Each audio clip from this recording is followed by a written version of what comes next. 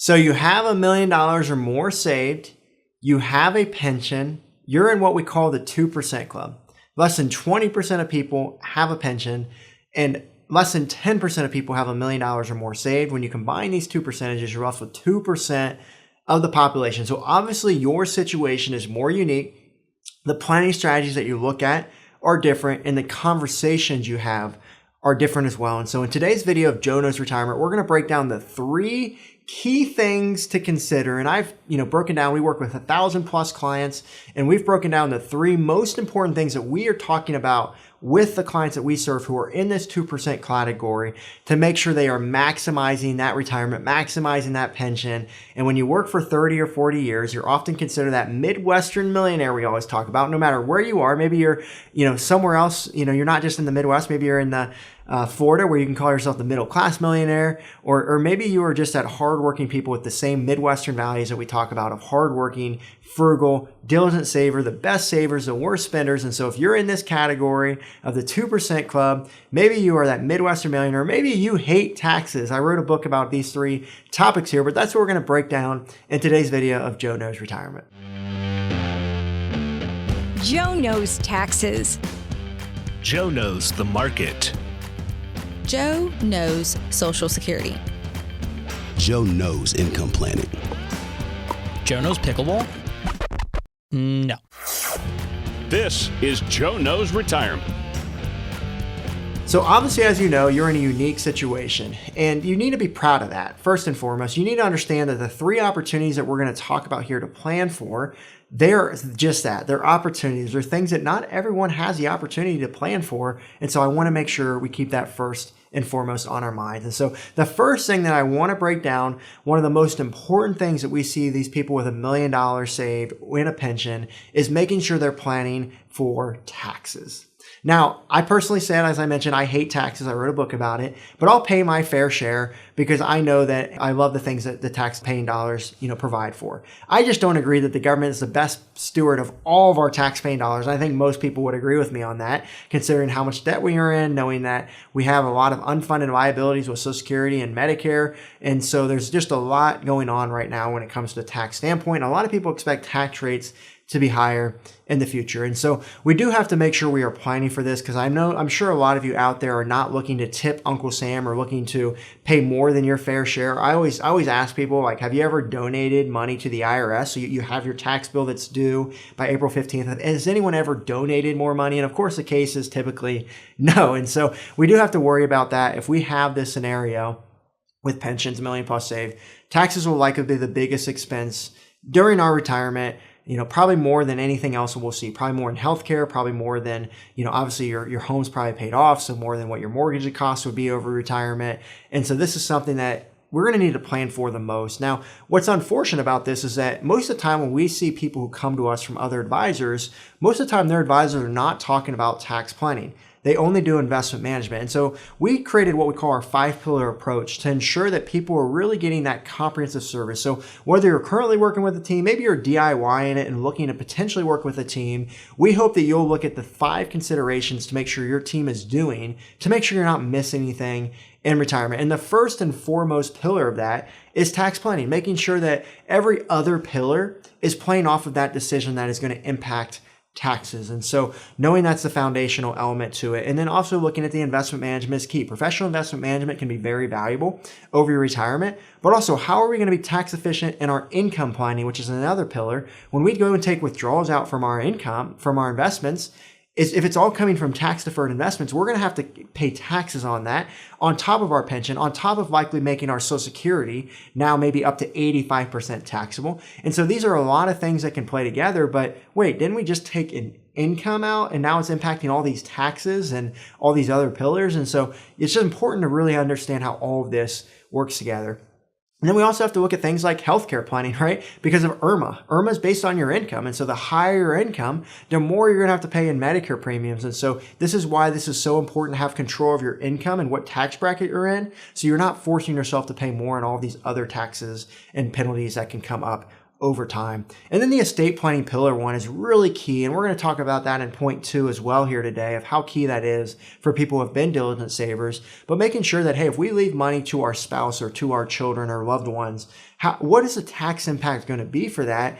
And how can we plan ahead for that? And we do know that our spouse and our children are going to be at a disadvantage nowadays with the rule changes that have been made. And so those are things that we have to plan for. And one of the biggest concerns for those who are in this scenario with taxes is knowing that their required minimum distribution is going to be forcing them into higher tax brackets in retirement. So you've probably heard the myth that you'll be in a lower tax bracket in retirement. And now that may be the case for the majority of people, but for those people here that we're talking about here today, they likely will be in the same or higher tax bracket due to their pension, due to their Social Security now becoming taxable since 1985. Now people have to pay tax on Social Security if they're in a certain income scenario, which will be you. You know, most people do not have to pay taxes on Social Security, but because you've been that diligent saver, because of your pension, you will. But also they're worried about required minimum distribution. So when you get to either age 73 or 75, depending on when you're born, you're forced to take out money from your investments. And I never liked that idea, but this is now going to cause you to be even higher income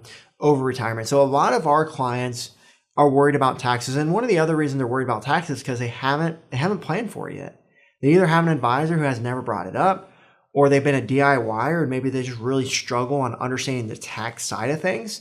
But also, you know, I don't want to just put all the blame on you. You have to understand too that you haven't really had opportunities to plan around this. You know, for example, we think of a Roth IRA as a really good opportunity for people to plan for in this scenario, but that hasn't always been available. And since, you know, 1997 was when a Roth IRA was introduced. So you have had some time to do it since then, but there's been a lot of limitations. You know, you can't make too much money and fund a Roth. You have to have earned income. There's all these things that you can do. You know, you have to understand you can only contribute so much per year. Now, there are things like Roth conversions that we'll talk about that maybe you don't have an excuse for not doing that, especially over the last few years with the Tax Cuts and Jobs Act being implemented since, you know, 2017, and tax rates have been lower. So that may be something to look into. But I do want to make a good point too, is that, hey, you know, back in 1981, the highest tax bracket was 69%. You know, back after World War II, 1945, the highest tax bracket was 94%. Well, right now, the highest tax bracket is only 37%. And so historically, when you look at where tax rates have been, you know, back in 1981, if you were working at that time, you would have wanted to defer your taxes. You would have wanted to defer high tax rates so that you could pay them at lower tax rates, which may be that window of opportunity right now. And so even though you may have made the right decision then, my question is, are you making the right decision now by continuing to defer your taxes when we're in the potentially lowest tax bracket environment we may see during our lifetime?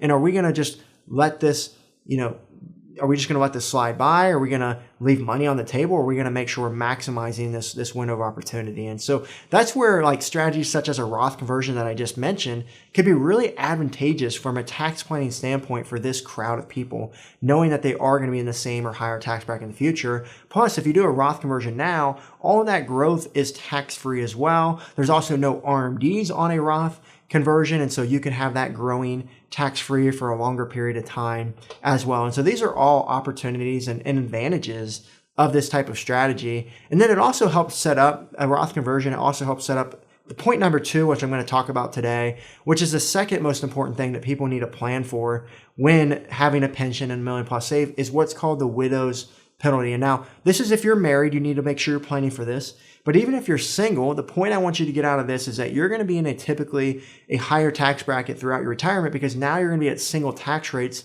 versus married filing jointly. So you're going to be at a disadvantage moving forward. So anyone can get anything out of this point, but I want to specifically talk about those who are married. When you're married, you have married filing jointly tax rates, and then you go to single when one spouse passes. But also there's some other considerations as well. First is Social Security. You're going to be able to have both Social Securities when both spouses are alive. When one spouse passes, you lose one and you get to keep the higher of the two, which is going to lead to an immediate loss of income.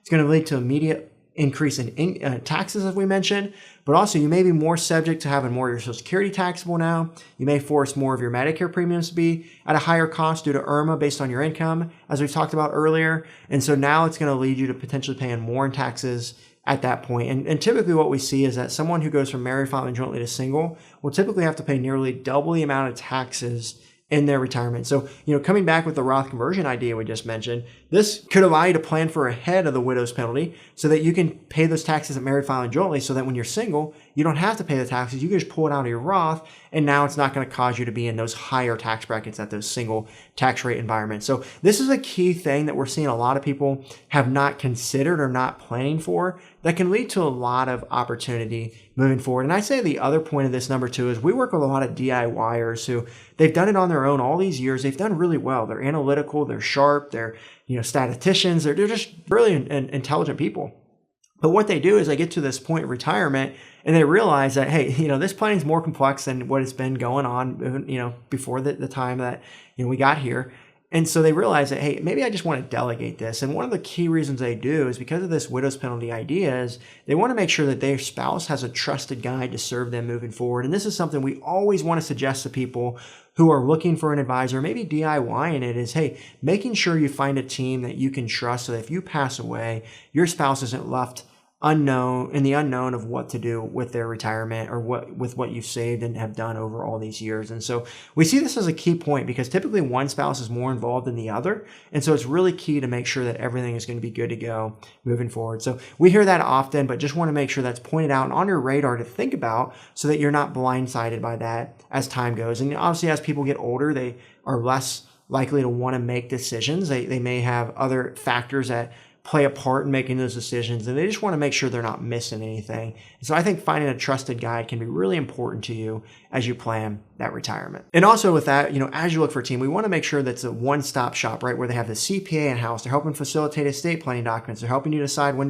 to, what to do for Medicare. And so when you can have a team that does everything in one place, you're going to get more value out of what you're paying, but more than anything, you're not going to have to worry about going to 10 professionals and having everyone bouncing off of each other. And, then you got to call someone and they're not willing to pick up, versus if they're in the same office, everything's getting done collaboratively and cohesively together. And that's so key when you look at a retirement plan with so many moving parts, especially for this crowd. Remember, you're not like everyone else. You can't just go to the wealth management fast food restaurants that, just churn and burn tons of clients and, they just have cookie cutter approaches. Your situation takes a lot more diligence, takes a lot more time. There's a lot more strategies. And so that's why we always recommend you work with more of a boutique firm. That's what they do. They specialize in that area. So they have the setup and processes in place to serve you well. And it's just, they're going to spend intentional time with you versus just trying to, put you in the same asset allocation as all the other clients. And, here's what you got to do. And if you don't do it, go somewhere else because this is all we have time for. You just really want to watch out for that. You want to look for a team that's doing tax planning and has all those professionals. I think will do you a lot of service for that moving forward. Now, the third thing I want to make sure this crowd plans for is what we call our purpose of money conversation. Now, so many times we get people in this category that don't even understand how well they've done over all these years. They're that Midwestern millionaire where all they've done is put their head down, they've saved, they've been diligent, and then they find themselves in a situation where, wow, there's a lot more that's possible. But they don't know that until they run their numbers to see what's realistic. And a lot of times we'll run numbers for our clients and we'll show them that, hey, if you spend what you're expecting to spend in retirement, you're still going to be left with millions of dollars at the end of time. So let's start thinking about more now of what we want to do with this wealth. Because you have that guaranteed income coming in from your pension, you may not need to take as much from your investments as most people, which means that you're going to likely have a surplus throughout your retirement. You're going to have the ability to spend more, gift more, or give more, something we talk about very, very often on this channel. And so you're going to have the opportunity to maybe go on more trips. You're going to be able to do those home improvements. You're going to be able to gift more to your loved ones, whether that's now or when you pass. Maybe that's your grandkids. Maybe that's your kids. Maybe it's going on a family vacation with all of them. Maybe it's being able to fund their college education. Maybe it's helping them set up Roth IRAs and giving them work to do to make sure they can earn that money to be able to fund that Roth IRA, right? There's a lot of opportunities with that gifting side of things, especially with our clients who are more family oriented, but also on the give side. We have a lot of clients that are charitably inclined. They want to make sure they're giving to the charities and churches, not only generously, but also from a tax efficient standpoint. And so, looking at maybe doing that while you're living is going to be able to see the impact of what you're giving, but also lead to other tax opportunities to really offset income to allow you to be in a better position there as well. So whenever we think giving, we always want to think from the heart first. We don't want to think about the financial side until we decide in the heart what we feel is right and the right amount. And then from there, we want to plan on what we can do from a tax saving standpoint there. But too often, we see people who this is a big concern for. They don't think this far out and they struggle with it. And we call them, that Midwestern millionaire. We say they're the best savers, but the worst spenders. And so we often are encouraging them that, hey, you can do this, you can do that. And it takes a paradigm shift in their mind to go from saving to spending. It's hard. It's really hard to do. And so we have to arm wrestle with clients to get them to understand the importance of this conversation, because you can't take this money with you. There's, as I always say, there's no U-Haul behind your hearse. And so we need to make sure we have the right planning strategies in place to ensure that we're planning for this. And so that's my biggest encouragement, is to think a step further, right? We talked about taxes as point number one. We talked about the estate planning side with the widow's penalty as point number two, making sure that we have that plan in place when we pass away. And then the third thing we need to think about is, what are we going to do with this wealth? We've worked so hard. What are we going to do now? And so that's my biggest hope, is you start thinking about that and actually putting together an implementation and a plan to make it reality. And also, I think it's always important to work with a team to hold you accountable to that. We had a client that came to us when they were 60 years old, and they said, hey, the next 15 years of retirement, we want to spend and we want to enjoy our money. And they actually came to us at 62. And so they really went 2 years without doing anything. And so when they came to us, they said, we got 13 more years to plan and do this. And so, they went 2 years and they couldn't get that time back. And so a lot of people are not worried about running out of money at this point. They're worried about running out of life. And, how do we make sure we're implementing and taking advantage of those go-yo years that we talk about on this channel? So hopefully this is really good structure to understand the three most important things. If you do these three things here, I think you'll have a very enjoyable retirement that can lead to a lot of success. So there's a lot that goes into these three, but making sure you've got a plan for them is so important. And so if you like this content here, I want to suggest you watch another one of our videos to learn more about the type of planning we do, and also the type of content we cover here for pensions and $1 million plus. This is what this channel's for. And also subscribe to the channel. We'd love to have you as an avid viewer.